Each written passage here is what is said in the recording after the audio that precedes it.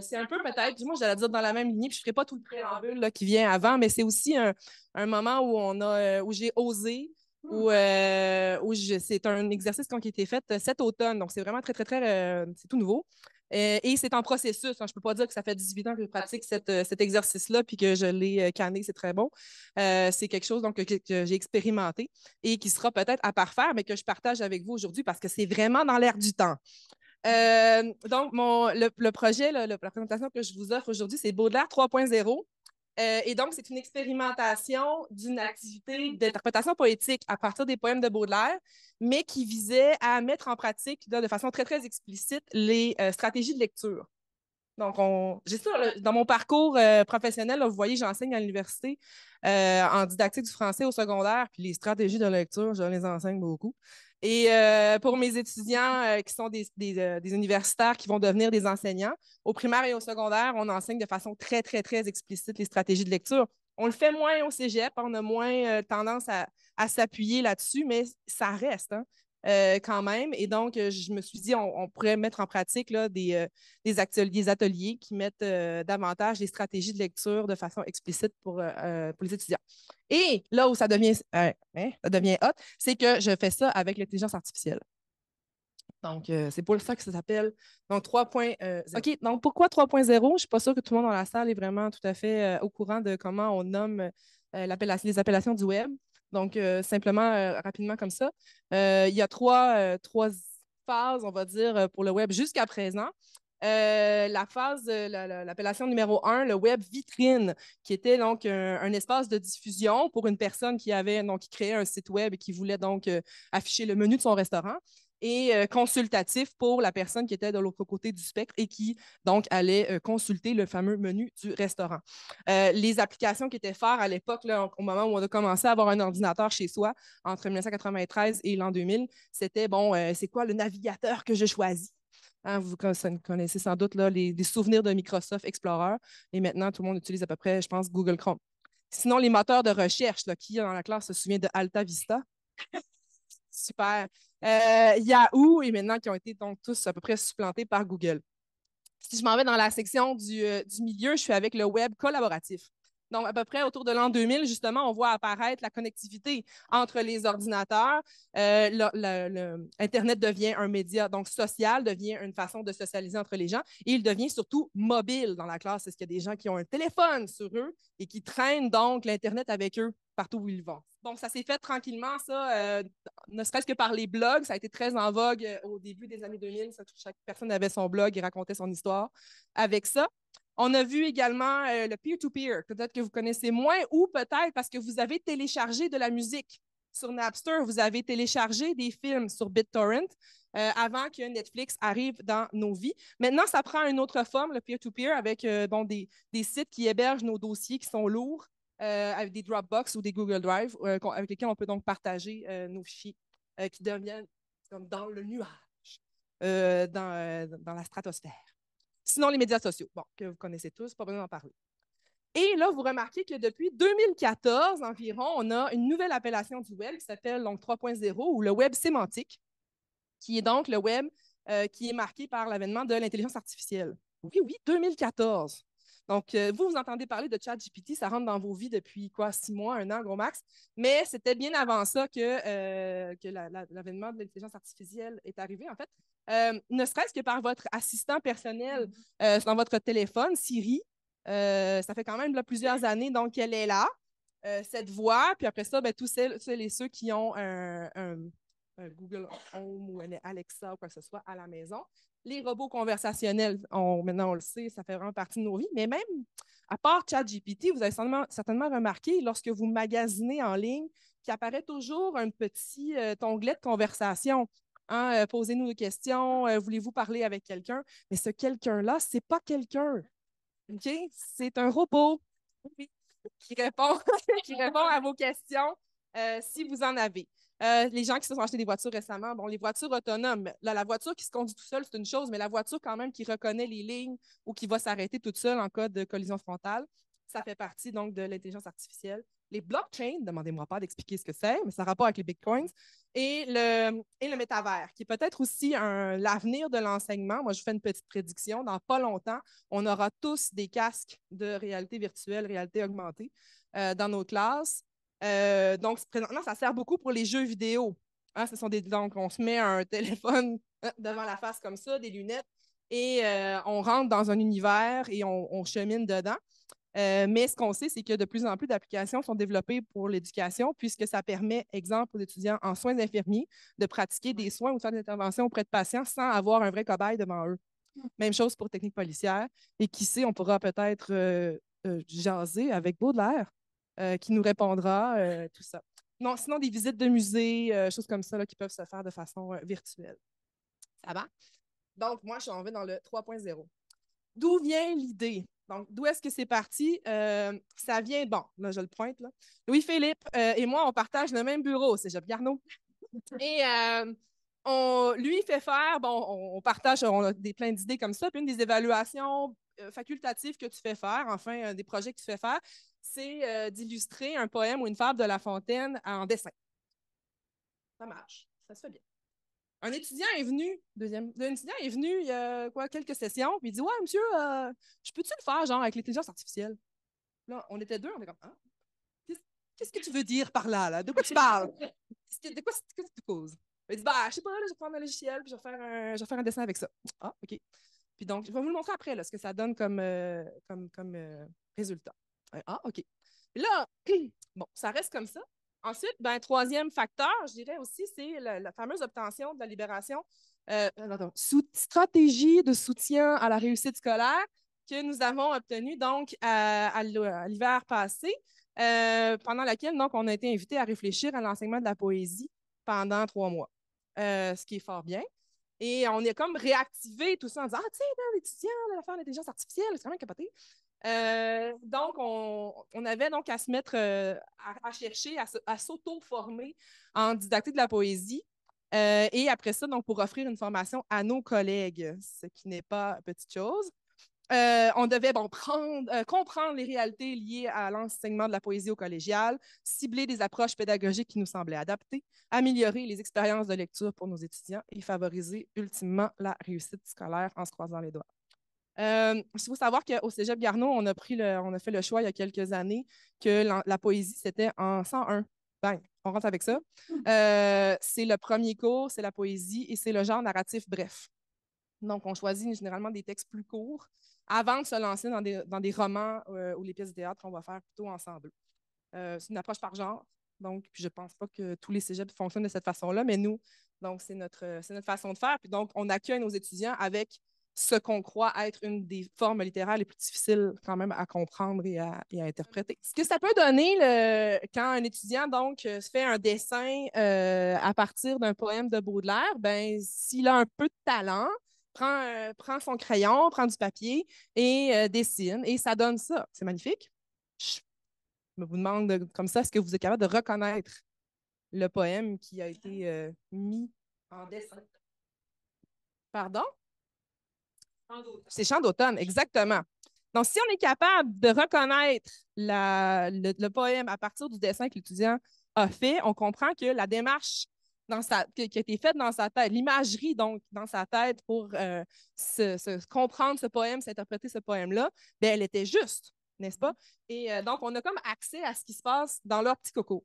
Et ça me fonctionne très bien. Le problème, par contre, c'est que des fois, on n'est pas tous bons en dessin. Ça ne donne pas ce résultat-là pour tout le monde. Alors, est-ce que l'intelligence artificielle peut faire une partie du travail pour nous? Ça, c'est donc le fameux étudiant qui dit: Ah, monsieur, je peux te faire l'intelligence artificielle? Et là, ici, je vous dirige, c'est pas un poème de Baudelaire, c'est une fable de La Fontaine. La laitière et le pot au lait. Voilà. Encore une fois, là, c'est ce que je viens de vous expliquer aujourd'hui. En voyant le résultat que ça pouvait donner avec l'intelligence artificielle, on s'est dit: OK, il y a quelque chose. Il y a vraiment quelque chose à aller chercher là-dedans. Je vous explique dans quelques secondes comment ça fonctionne, mais essentiellement, c'est dire à un ordinateur: fais ça, ça, ça, ça, ça. Et il arrive avec un dessin. OK? Et dans la commande qu'on fait, ben, c'est là qu'on va voir ce que l'étudiant a compris du poème ou de la fable. Faites-le avec le texte que vous voulez. et qu'il donc a une vision dans sa tête. Puis juste le fait de lui demander d'exprimer cette vision-là, bien déjà, on est dans un exercice qui est très, très, très formateur, qui est à mi-chemin entre la création et l'analyse. On s'entend? Des pistes didactiques, là, j'allais dire que je ou on essaie d'explorer dans l'enseignement de la poésie en formation générale. Ça ressemble un peu à ça. Je pense que je m'inscris dans les tendances d'aujourd'hui, mettre de l'avant l'intuition, le vécu, la sensibilité de l'élève. Donc, justement, s'éloigner du concept je suis la maîtresse d'école et moi, je suis la spécialiste et je vais vous dire comment il faut comprendre ce poème-là. Donc, on met les étudiants vraiment au centre de cette interprétation-là, puis on leur dit ce que tu en penses, ce que tu vis, ce que tu ressens, c'est important et il faut que tu le dises avec des mots. Donc, on met crée des occasions où justement ils peuvent s'exprimer. Parfois, avec les étudiants, je pratique des lectures qui sont participatives, c'est-à-dire que c'est simplement, on lit le poème pour le fun et on n'en fera aucune analyse, d'accord? Donc, c'est personnel. Comment tu le ressens, comment tu le vois, qui tu imagines dans ta tête, à qui ça te fait penser, quelles émotions te traversent quand tu vois ce poème-là. Des fois, elles sont réflexives parce qu'on réfléchit plus à la société, on voit le message qu'il y a là-dedans un peu, on voit un peu plus loin, on extrapole, choses comme ça, mais c'est pas dans le but de faire une analyse qu'on lit des poèmes. Donc, certains poèmes sont, comme j'allais dire, presque essentiellement juste lus, puis ça fait du bien. Moi, je suis un peu la fofolle aussi de mon département, ça ne va peut-être pas aujourd'hui, mais je suis très théâtrale et donc, moi, je lis les poèmes, puis là, je les mime en même temps, puis je me couche par terre, puis je les roule, puis la quitte, mes étudiants trouvent ça bien drôle. Mais donc, je fais beaucoup des lectures un peu comme ça, théâtrales. J'en lis beaucoup, beaucoup, beaucoup des poèmes de Baudelaire au final, mais clairement, ils ne sont pas tous analysés, c'est pas ça le but. Non, et donc, parfois, on fait aussi des lectures qui sont distanciées. Donc, parce qu'on doit y arriver à un moment donné aussi à faire ce genre d'analyse-là. Donc, des lectures dans lesquelles on est plus dans la description. Est-ce que on va décrire le personnage, on va décrire les décors, on va décrire les sentiments, on va chercher les fameuses figures de style lorsqu'il y en a. Moi, je dirais plus largement, je parle des procédés d'écriture. Donc, on peut rechercher un peu ces éléments-là. Puis une lecture puis plus analytique. Mais donc, pour quelques poèmes parmi tous ceux qu'on lit juste pour le plaisir. Euh, on met moi, j'ai tendance à mettre les étudiants dans l'action avec une approche inductive consciente par découverte guidée. Comme je dis, j'enseigne, moi, c'est ça, enseigne en didactique à l'université. J'utilise ce genre de vocabulaire-là, mais essentiellement, c'est un atelier. Là. Donc, on le fait, je fais avec eux. Là, je ne sais pas si vous voyez ma classe, en fait. Là, j'allais dire aussi favoriser l'apprentissage coopératif. Petit projet pilote, peut-être, j'allais dire à Garneau, on installe les étudiants en table de 4 de façon permanente. Donc, pas pour les cours de 101 dans certaines classes, pas tout le monde est obligé de faire ça, mais nos étudiants sont placés en îlot et les équipes vont rester permanentes à moins qu'on désire justement brasser un peu les cartes à un moment donné. Mais donc, on travaille en coopératif, en collaboratif tout au long de la session. Puis donc, à chaque cours où j'arrive en classe, j'ai un atelier. Je leur fais jouer des petits papiers, je leur fais brasser des affaires, je leur fais écrire au tableau, je leur fais écrire sur des grandes feuilles que j'ai mis devant eux. Etc. Et donc, on pratique des ateliers pour mieux comprendre. Je l'ai dit, je travaille explicitement les stratégies de lecture. J'en fais donc plusieurs. Chaque cours a peut-être une stratégie de lecture qui est mise en valeur. Et quand je fais écrire donc, des travaux, lorsqu'on fait des productions écrites, outre les fameuses analyses littéraires, on essaie de travailler dans le texte d'évocation, dans le texte où on part en fait du texte de l'auteur, puis on en fait un texte du lecteur. Le ZIM, c'est exactement ça. Donc, c'est un texte du lecteur, le texte que le lecteur s'approprie lui-même à partir de ce qu'était le texte de base.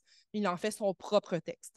Donc, le projet avec l'intelligence artificielle, pardon, c'est la même chose.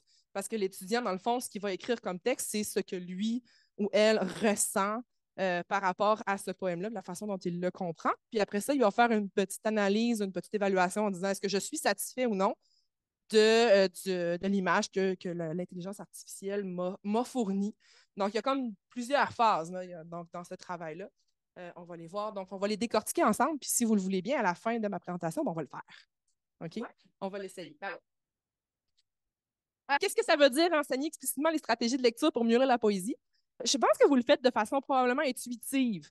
Maintenant, si on se fie à Mme Jocelyne Giasson, qui est comme notre guide, notre mentor dans les études en didactique du français pour les stratégies de lecture, bien, elle a une façon donc, de les classifier, ces fameuses stratégies de lecture, en 4 catégories. Donc, les stratégies de planification et d'organisation. Donc, ce sont les stratégies par lesquelles j'anticipe et je gère le travail que j'ai à faire. Donc, quel est le travail qu'on me demande? Dans quel contexte? Est-ce que j'ai quelque chose à produire? Dois-je avoir des crayons pour prendre des notes? Donc, tu sais, c'est pour. Donc, qu'est-ce que l'étudiant doit faire? Combien de temps je me donne pour lire ça? Ça, ce sont toutes des stratégies de planification et d'organisation. Les stratégies de décodage, là, c'est très, très, très, très large. Ça va de comprendre les mots à comprendre la phrase, à comprendre le paragraphe, à comprendre le texte, avec tous les processus là, qui passent à travers ça et qui vont mener comme ultimement à la compréhension et à l'interprétation d'un texte, que ce soit un texte informatif ou un texte littéraire, ça ne fait aucune différence. Il faut s'y prendre un peu de la même façon. La stratégie d'introspection, donc je rentre en moi et je comprends ce que le poème ou le texte me fait vivre, les émotions que je ressens, les frustrations, les souvenirs et tout et tout. Donc, on va chercher à mettre en mots ce que l'étudiant donc, ressent au fil de sa lecture. Et enfin, les dernières stratégies sont les stratégies métacognitives, donc auto-évaluation et ajustement. L'imagerie mentale, donc la stratégie de l'imagerie mentale, elle fait partie des stratégies de décodage, puisque c'est au moment où vous lisez un livre que vous avez un genre de film hein, qui tourne dans votre tête, il y a un petit cinéma qui se met en place dans votre tête et que vous vous dites « Ah oui, OK, c'est ça. Je vois ceci, je vois cela. » Donc, on va aller voir l'imagerie mentale plus en détail. Qu'est-ce que c'est donc? C'est donc les images, comme je dis, le film, les photos qui se mettent dans votre tête et qui sont des représentations visuelles de tous les détails du texte. Il y a un personnage, vous l'imaginez. Il est grand, il est petit, là, les cheveux bruns, ici, ça, il porte des lunettes, il n'y en a pas. Il y a des décors, il y a des ambiances, il y a des températures, il y a un froid, il fait chaud, il fait clair. Blablabla. Donc, on a tout ça dans notre tête lorsqu'on lit un texte. Ça se fait de façon plutôt inconsciente, mais c'est bien là. Toutes ces stratégies-là, elles nous aident beaucoup à structurer, bon, la structure narrative ou poétique, dépendamment du texte qu'on lit, à visualiser, comme je le disais, les décors, les personnages, mais encore plus aussi à prédire ce qui va se produire, à ressentir l'ambiance et à identifier les émotions. Mon personnage, il est fâché. Mon personnage, il est déçu. Mon personnage, il est ci et ça. Je fais beaucoup ça au primaire. Vous le savez, les stratégies de lecture, donc l'imagerie mentale, ben, ça évolue tout au long du livre, dépendamment des indices que le texte nous donne. Là, tout d'un coup, la maison qu'on s'imaginait à 2 étages, c'est un bungalow. Donc, on doit réajuster ces éléments-là. Le lecteur expérimenté, il le fait naturellement. Le lecteur en difficulté, ça va. On a l'impression, en fait, que c'est un écran noir. Il y a des étudiants qui lisent hein, des textes, puis ils ne comprennent rien, ils ne voient rien, ils ne ressentent rien, ils n'entendent rien. Donc, quand on leur demande précisément, et moi, je veux que tu me dises ce que tu vois. Puis là, ben, s'ils disent que moi, je ne vois rien pendant tout, ben là, il faut que tu travailles avec eux en disant OK, mais là, t'as peu, là. J'ai un personnage. OK, c'est un gars. OK, bon. Puis après ça, il a quel âge? Donc, on peut décortiquer un peu comme ça. Puis là, tout d'un coup, ce qui était rien pantoute devient Ah, OK, ah oui, ah, je comprends mieux. Bon. Donc, travailler ça de façon tout à fait explicite avec eux, ça donne vraiment des beaux résultats. Puis ça aide surtout celles et ceux qui ont beaucoup de difficultés. Je vous dirais, celles et ceux qui trouvent ça facile, ceux qui le font naturellement, ben, c'est pas gnangnan non plus. C'est amusant comme jeu, je vais vous le montrer tout à l'heure. Faire un dessin, bon, moi, je serais moins encline, mais utiliser l'intelligence artificielle, ça me parle.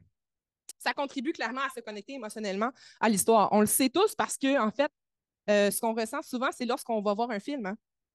Lorsque notre livre préféré a été mis en film. Vous vous souvenez tous de vous avez dit ah, moi, je ne l'imaginais pas comme ça. C'est ça, hein? Donc, on se rend compte, en fait, de l'imagerie qu'on avait, bon, de façon un peu inconsciente.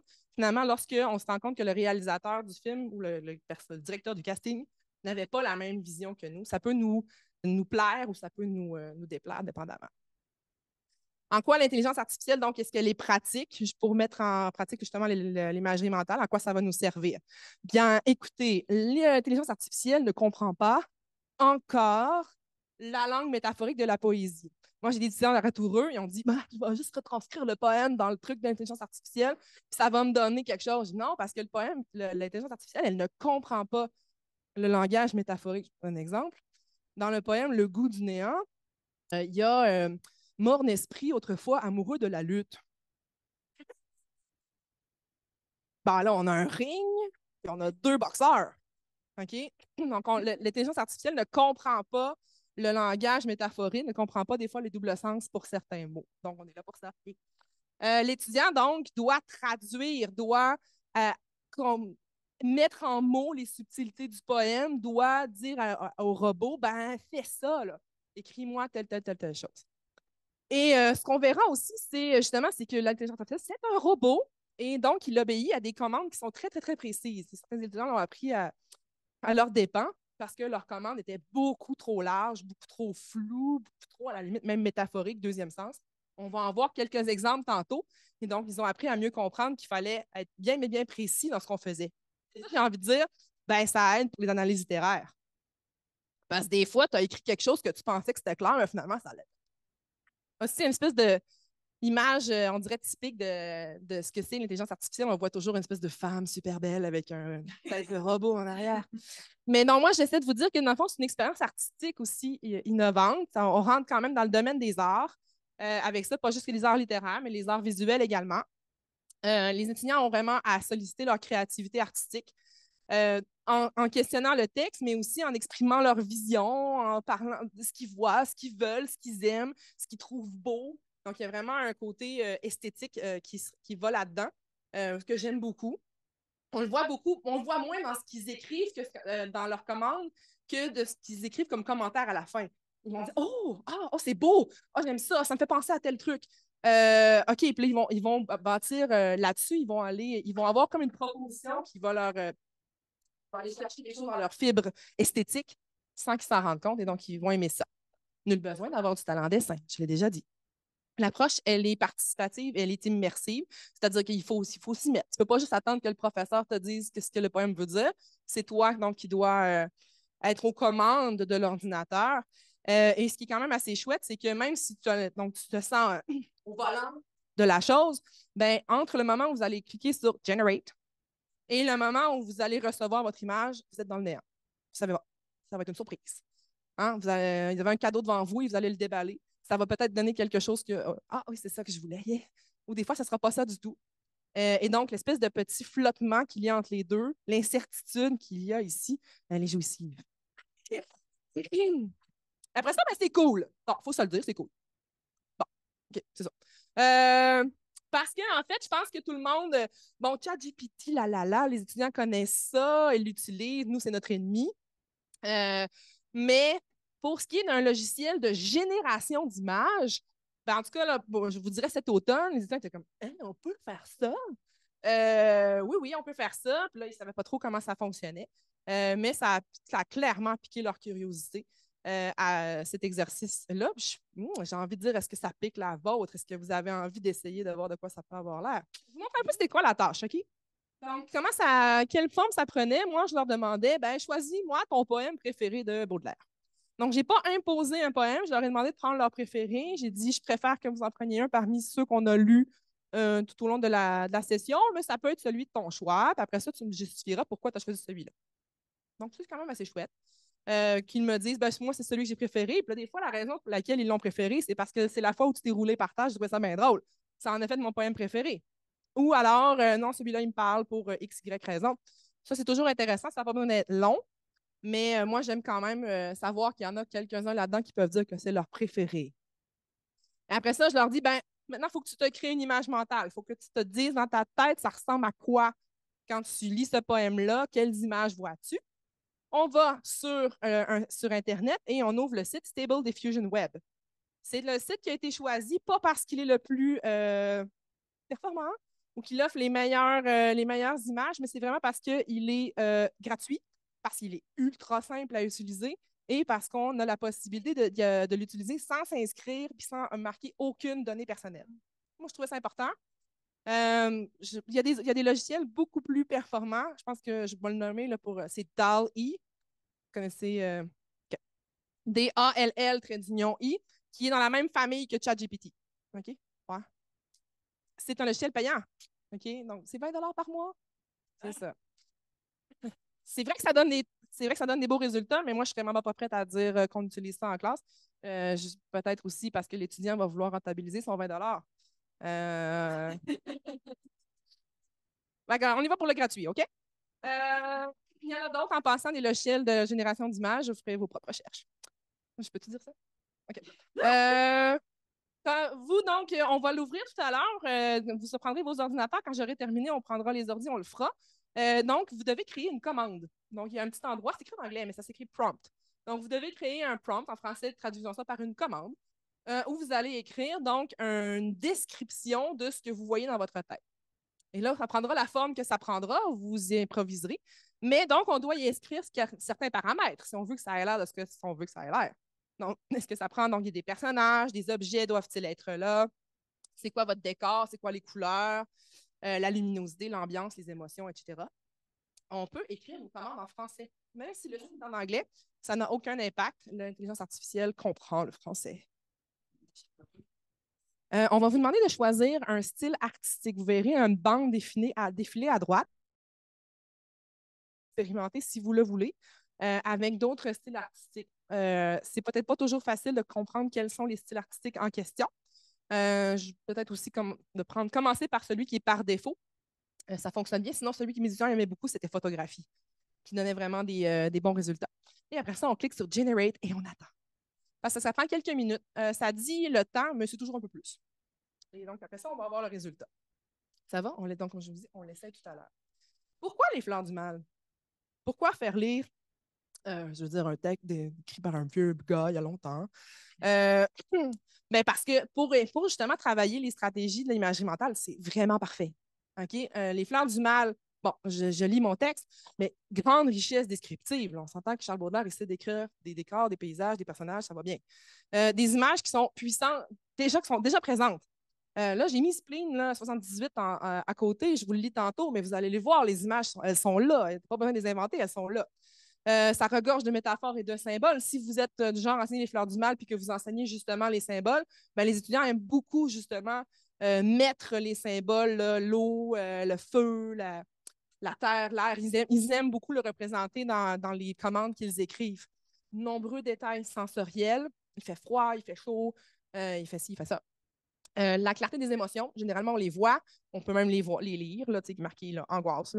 Donc, les étudiants sont capables parfois de comprendre, mais si ce n'est pas écrit tel quel dans le poème, ben, ils vont le dire. Ils vont dire le personnage est angoissé, le personnage est triste, le personnage est anxieux. Et la variété des décors. Ce qui est quand même cool avec les poèmes de Baudelaire, c'est que justement, ils nous amènent partout. Ils nous amènent dans les rues parisiennes, ils nous amènent dans un bordel, ils nous amènent dans des îles exotiques, partout, donc, et dans des voyages oniriques. Donc, c'est vraiment, vraiment chouette comme variété. On n'aura pas tous des poèmes qui se ressemblent ou qui représentent peut-être trop la vie quotidienne. Je vous dirais, je n'aurais pas tendance à le faire avec un haïku parce que justement, c'est très, très, très ancré dans le quotidien, alors que là, moi, je veux qu'on s'éclate avec des personnages incroyables et des décors qui sont assez incroyables aussi. Ben, tu sais, Spleen. Quand le ciel bas et lourd pèse comme un couvercle sur l'esprit gémissant en proie aux longs ennuis, et que l'horizon embrasant tout le cercle, il nous verse un jour noir, plus triste que les nuits. Quand la terre est changée en cachot humide, où l'espérance, comme une chauve-souris, s'en va battant les murs de son aile timide et se cognant la tête à des plafonds pourris. Quand la pluie étalant ses immenses traînées d'une vaste prison imite les barreaux, et qu'un peuple muet d'infâmes araignées vient tendre ses filets au fond de nos cerveaux. Des cloches tout à coup sautent avec furie et lancent vers le ciel un affreux hurlement, ainsi que des esprits errants et sans patrie qui se mettent à geindre opiniâtrement. Et de longs corbillards sans tambour ni musique défilent lentement dans mon âme. L'espoir vaincu pleure, l'angoisse atroce, despotique. Sur mon crâne incliné, plante son drapeau. Et donc, il y a beaucoup. J'ai lu en rapport à ça. Justement, le but, c'est que là, dans votre tête, vous allez là, il y a quelque chose qui se crée. Vous avez vu les plafonds, c'est bas, c'est des eaux de partout. On est enfermé, on est pris là-dedans. Et la fameuse image là, du drapeau, comme je dis, sur le. Ah oui, la fameuse image après la fois du drapeau. Merci, Jeanne. Du drapeau incliné sur le crâne, ben, c'est quand même assez fou. Donc, ça fonctionne très, très bien comme poème. C'est juste un exemple comme ça pour vous montrer la richesse des images chez Baudelaire. Je voulais montrer quelques travaux des étudiants pour voir un peu, parce que le but aussi, c'est de voir que c'est une expérience qui a été faite. Je ne vais pas juste proposer quelque chose. Quelques commandes qui ont été posées pour le poème à une passante.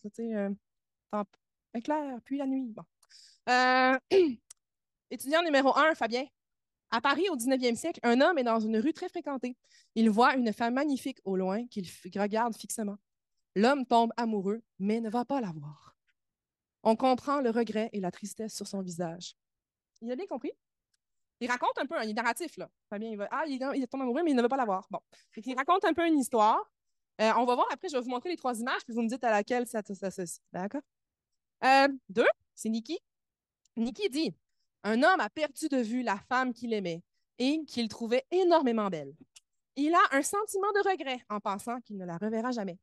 L'homme est triste, peiné et désolé, mais il garde une lueur d'espoir. Je ne sais pas s'il y a vraiment une lueur d'espoir à la fin de peut-être jamais. Moi. Ça, c'était la proposition de Nikki. La troisième, c'est celle de Louis-Félix. Un homme est assis à une table dans une rue animée. Il voit l'amour de sa vie marcher dans une foule de gens, une beauté jamais vue auparavant. Il la regarde en sachant que c'est la dernière fois qu'il la voit. Il sombre dans la tristesse. Donc, ils vont être plus descriptifs, vraiment. Ici, effectivement, on est un petit peu narratif. J'ai envie de dire, Louis-Félix, peut-être le défaut qu'il avait, c'est qu'il n'a jamais dit que c'était une femme. Hein? Je ne sais pas si vous remarquez. Il dit: je vois l'amour de ma vie. Là, là. Oui, Fabien a tendance à être Paris, 19e siècle. Il a vraiment donné des informations, j'allais dire, tangibles, hein? Moi, descriptives comme ça. Quoi qu'il, c'est un peu hybride là, comme genre. Alors, on y va. C'est ce que ça a donné.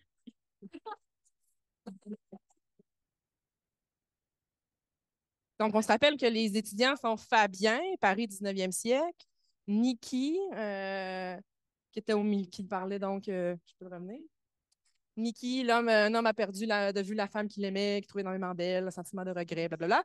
Puis Louis-Félix, c'était plus un homme est assis à une table sur une rue animée. Donc, est-ce que vous êtes capable de reconnaître qui a fait quoi? Donc, celui ici à gauche, c'est le troisième, c'est Louis-Félix, exact. Celui du milieu. Paris, hein, hein. Donc, ça, c'est Fabien, effectivement. Puis, celle de droite, mais c'est celle de Nikki. Et donc, on voit que celle de Nikki, en fait, est-ce que vous êtes capable d'identifier le poème à une passante avec ça? Les deux autres, ça ressemble vraiment beaucoup. Hein? On voit la rue, on voit quelqu'un qui marche. Bon, j'allais dire la Tour Eiffel, mais c'est pas important. Alors que celle de Nikki est beaucoup, beaucoup, beaucoup plus large. Donc, moi, en tant qu'enseignante, ce que je voulais surtout voir, c'était la commande. Est-ce qu'ils ont compris essentiellement le poème? Est-ce qu'ils, par ce qu'ils demandent, par ce qu'ils écrivent, ils ont, je pense, sensiblement compris? Nikki, elle se basait beaucoup, beaucoup sur les émotions, en fait. Elle était beaucoup dans l'émotion, peu dans la description pour en faire une image qui allait traduire vraiment le côté visuel du poème. Mais bon, au final, quand même, elle a quand même compris l'essence du poème. Donc, c'est pas grave.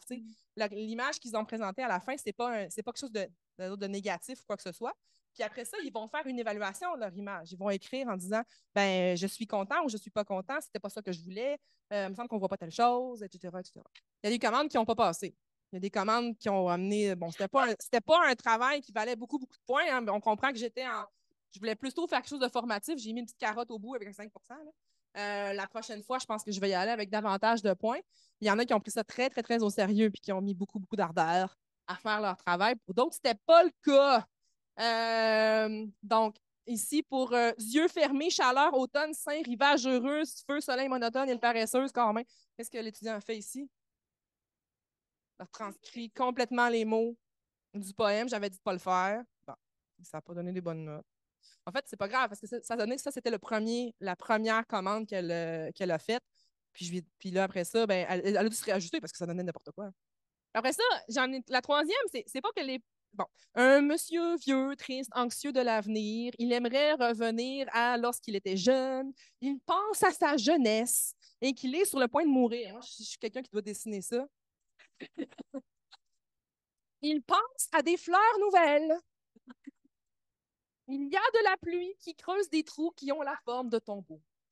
Encore une fois, ici, c'est une étudiante qui avait un petit peu manque d'assurance, qui s'est vraiment très, très, très collée au poème. On n'est pas aussi évident que le premier, peut-être, mais elle s'est vraiment collée, collée, collée au poème. Encore une fois, là, la réorientation, c'était, ben, tu sais, essaie de travailler un petit peu ce que toi, tu vois vraiment. Non, mais moi, je vois vraiment la pluie qui creuse des trous comme des tombeaux. Mais bon, on a essayé, puis ça va. Puis après ça, la quatrième commande, dessine-moi un homme qui ne se sent pas à sa place. Je pense qu'il est mal à l'aise. Je vois aussi un ciel comme dans un rêve. Alors, ici, le poème, c'est le poème d'Albatros. Donc, c'est sûr qu'après ça, elle dit: Ah, je pensais que je verrais un bateau avec. Ben, faut que tu l'écrives, tu sais. Faut que tu l'écrives. Parce que ça, c'est. Moi, j'ai pas nécessairement parlé avec les étudiants en tant que tel. Moi, j'ai surtout, comme j'ai dit, c'est un exercice qu'on a fait surtout en devoir. Maintenant, je veux le ramener dans ma classe pour en faire un atelier là, vraiment avec eux, puis de voir étape par étape. Mais j'aimais beaucoup, beaucoup lire ce qu'ils écrivaient. Alors, tu sais, quand elle me dit: Je pensais voir un bateau, on comprend pas. Ben, tu sais, il n'est jamais là, le bateau, tu l'as jamais demandé. C'est beaucoup trop large. Puis il y a beaucoup de mots inutiles. Ça, c'est une chose qu'on a dit aussi. Faites attention aux mots inutiles. Dessine-moi un homme. Les mots dessine-moi, ils ne sont pas besoin d'être là. Je vois, je pense que ça revient beaucoup à l'étudiant qui est toujours en train d'écrire une analyse en disant l'auteur veut nous faire comprendre que je vois des métaphores dans une analyse littéraire. Donc, clairement, tantôt, je vous parlais de l'imagerie mentale comme une stratégie de décodage, mais il n'y a pas que ça. C'est aussi des stratégies métacognitives, puisqu'il y a un ajustement qui est nécessaire dans ce genre de travail-là. Parce que, donc, une fois que l'image a été reçue, qu'elle a été générée, les étudiants sont amenés à la commenter. Donc, ils devaient écrire un petit texte, à peu près une centaine de mots, pour commenter l'image qu'ils avaient reçue. Et là, ce que je m'attendais à voir, c'était justement la justesse de l'image par rapport à la commande et à leurs attentes. Alors, des fois, ils me disaient: Ah, j'avais demandé telle chose, puis finalement, c'est pas ça. Ça n'a pas représenté ce que je m'attendais à ce que ça fasse.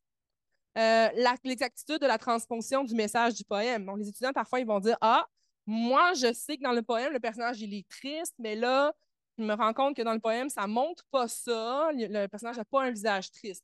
Donc, ils se rendent compte que c'est inexact ce qu'ils ont fait. Pas qu'ils l'avaient. Pas que. Comment dirais-je? C'est pas le problème, c'est pas entre la commande et le dessin, c'est vraiment qu'ils se rendent compte qu'ils n'ont pas été assez précis parfois. Là. Donc, l'image, elle ne correspond pas exactement à l'interprétation du poème. Parfois, ils évaluaient aussi la qualité de la commande. Ils disaient: Ah, je me rends bien compte que je n'ai pas dit telle chose, ou c'est peut-être pas assez clair. Donc, ils changeaient leur commande et ils devaient faire donc, des hypothèses sur les changements apportés pour améliorer leurs résultats. Bon, qu'est-ce que je pourrais changer la prochaine fois pour faire en sorte que ça fonctionne mieux? Et là, les étudiants donc, devaient changer la commande d'origine. Donc, ils écrivaient une deuxième, essai numéro 2. Et là, okay, donc, ils remettaient une nouvelle commande. Parfois, qui ressemblait un peu à la première, mais avec des modifications. Parfois, ils flushaient tout ça, puis ils recommençaient, ce qui était aussi très bien. Et finalement, donc, ce sont 3 images qui ont été créées au total. Puis, sur les murs de la classe, ben, j'ai mis celles qui étaient les meilleures à leurs yeux. Donc, on est allé faire imprimer en couleur le résultat de leur travail. Allons-y avec les évaluations aussi, parce que comme je disais, il y avait la partie évaluative. Donc, Fabien, avec la Tour Eiffel: Voici ma dernière tentative. J'ai enfin une rue fréquentée de Paris. On peut voir l'homme au centre et la femme à gauche, mais ça aurait dû être le contraire.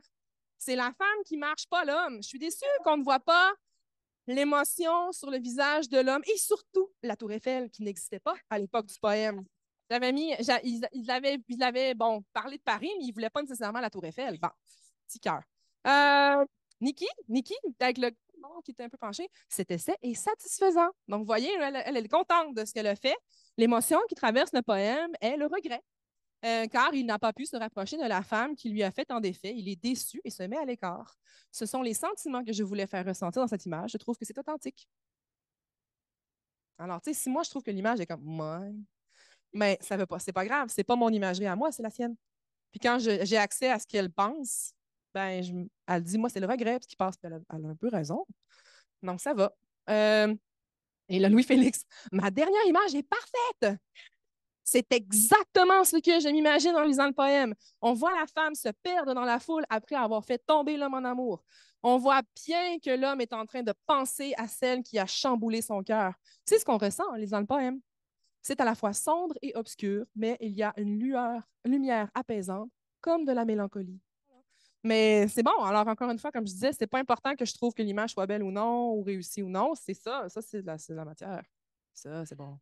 Et ça va mener à des analyses plus tard, hein, effectivement, parce qu'ils ont des mots quand même pour décrire quelque chose, donc écrire des poèmes. C'est ça que ça nous donne.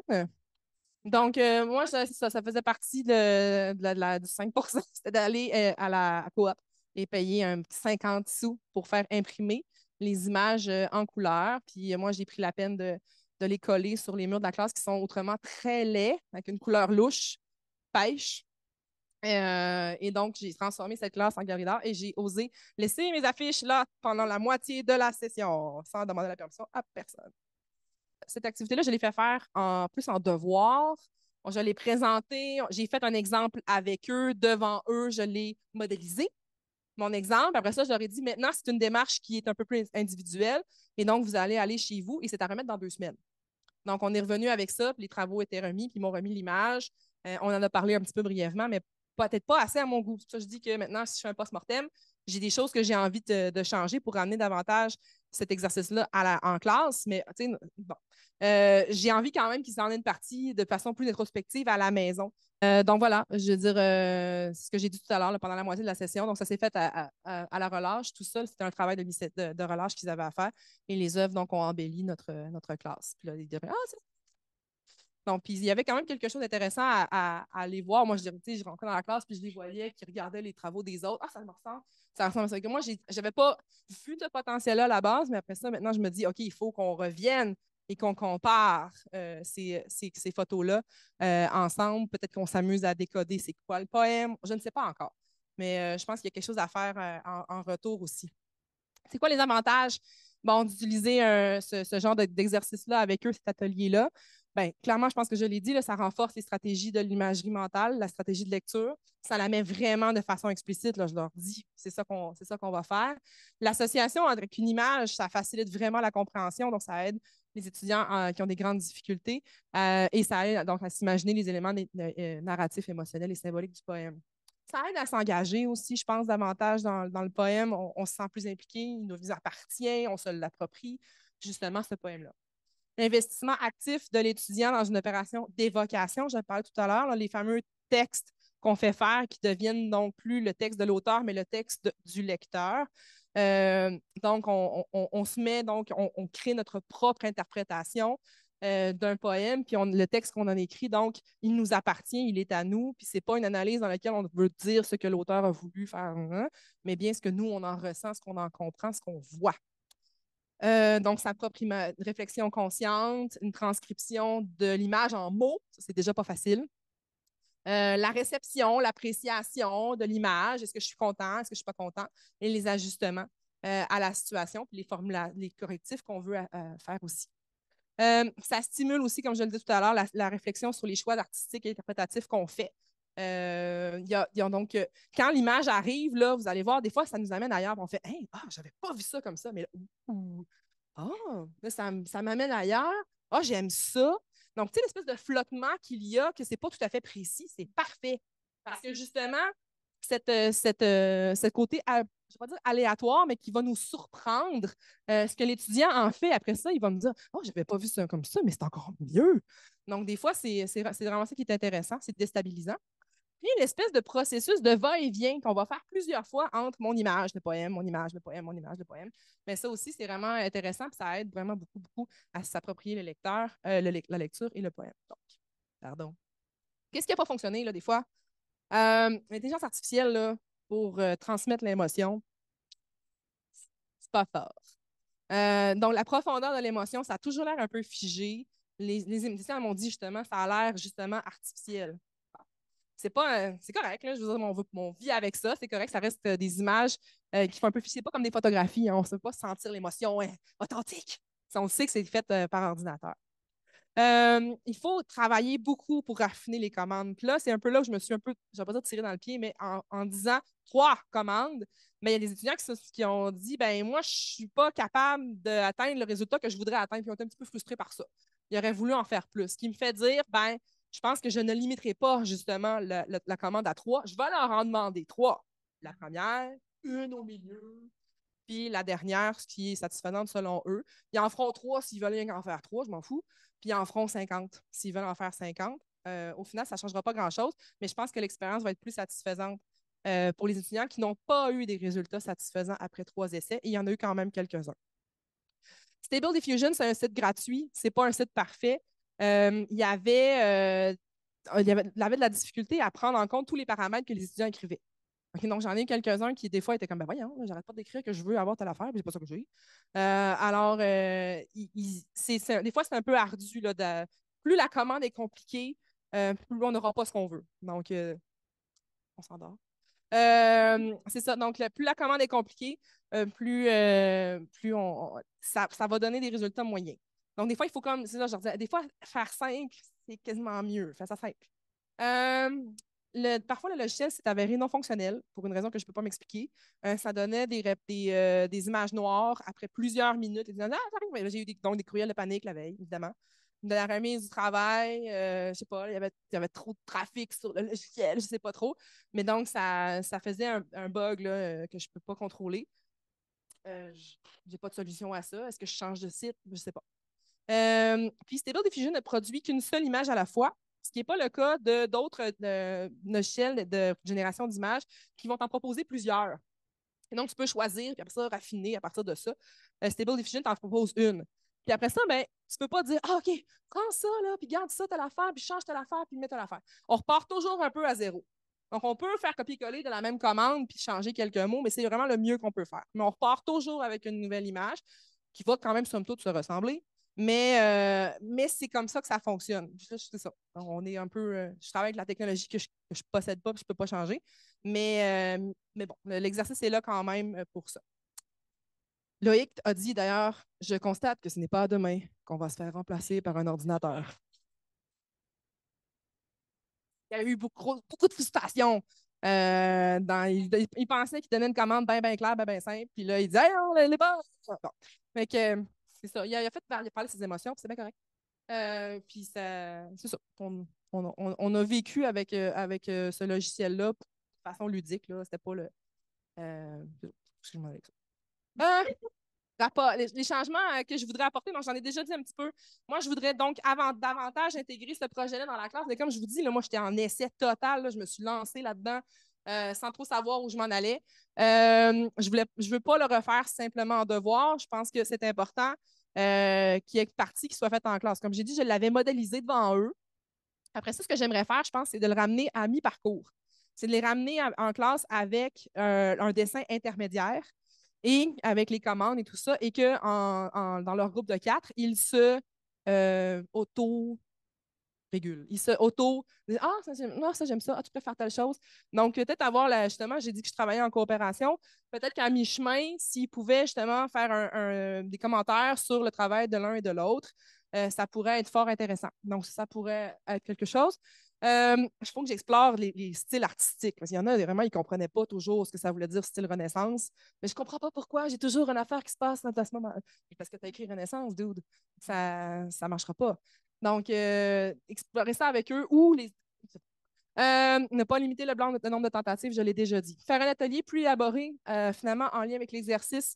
Mieux comprendre l'importance de la commande, parce que je me suis rendu compte, on est dans la communication. Là, tu sais, comment faire comprendre, prendre en compte ton destinataire? C'est un robot. Il faut que tu lui parles comme un robot. Donc, si tu lui dis c'est un ciel de rêve, ben ça ne veut rien dire. Donc, il faut vraiment être très, très, très précis. Connais ton destinataire pour mieux t'exprimer et elle te comprenne. Donc, j'ai dit prévoir une étape intermédiaire, ça c'est déjà fait. Puis après ça, comparer et évaluer les résultats. Donc, ils l'ont fait de façon un peu informelle en allant voir, mais j'aurais bien envie là, je ne sais pas de quelle façon exactement, mais de les faire revenir avec leur résultat final, qu'ils en parlent entre eux. Est-ce que je pourrais mettre des groupes avec les gens qui ont fait le même poème pour qu'ils comparent ce que ça a donné entre eux et qu'ils s'en parlent? Ah, moi, j'ai plus vu ça comme ça. Puis donc, ça devienne un espace d'échange. Le problème, c'est que je ne contrôlais pas quel poème ils choisissaient. Donc, j'ai des cocos qui ont pris un poème que personne d'autre a choisi. Donc là, je suis un petit peu ambivalente de ce côté-là. Ou encore, ben, je fais juste déposer 4 poèmes, 4 images sur le bureau, pas besoin d'être les leurs. Puis je leur demande justement d'identifier c'est quoi le poème. Puis après ça, est-ce que vous trouvez que cet étudiant-là a fait un bon travail? Est-ce que après, je peux leur faire lire les commandes qu'ils ont écrites et ils pourraient peut-être même eux-mêmes faire une évaluation de ce que les collègues ont fait. Je cogite là. Devant vous. Je n'ai pas déterminé encore ce que j'allais faire avec ça, quelle forme ça prendrait. Puis après ça, ben, je pense qu'il faut que j'explique aussi le transfert davantage de connaissances qu'ils ont apprises avec ça. Qu'est-ce qu'ils pouvaient en tirer, puis comment ils pouvaient le transférer dans leur vie. Voilà. Devinez, on joue? J'ai presque terminé. Devinez quel poème est représenté ici. Alors, le premier poème. Veuillez déplacer cette fenêtre loin de l'application partage. OK. Vous ne voyez pas, c'est comme un monstre. Est-ce que vous avez des hypothèses, donc, sur le premier... Le premier... Oh, oui, ça. comment? Dont tu m'as remis. Non. C'est pas l'horloge, non. C'est l'ennemi. Ouais. Ouais.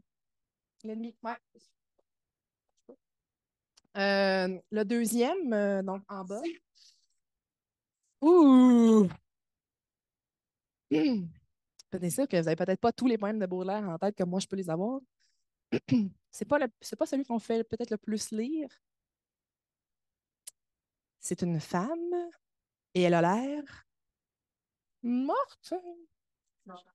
Pas bien. Non. Elle a les yeux creux.